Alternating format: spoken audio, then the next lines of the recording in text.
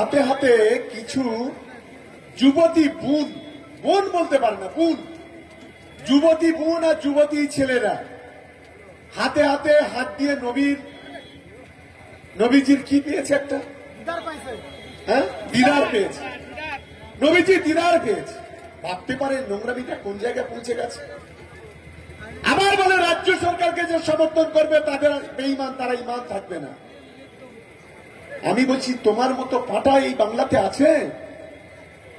তোমার মতো পাটায় বাংলাতে নেই যে নিজেকে জাহির করার জন্য, যে মুসলমানের আবেগ নিয়ে ছিনিমিনি খেলা করে, নিজেকে জাহির করার জন্য, নিজেকে নবী বলে নিজের দাবি করে, নিজেকে জাহির করার জন্য নিজেকে একজন হিটলার বলে মনে করে। আমরা এই কাপুরুষকে 4 পয়সা মূল্য দিই না। আর বাংলার যারা সংখ্যালঘু মুসলমান, যারা শিক্ষিত বুদ্ধিজীবী, যারা ধর্মীয় মানুষ, তারা কখনো একে কোনো গুরুত্ব দেয় না। এটা আমাদের মাথায় রাখতে হবে।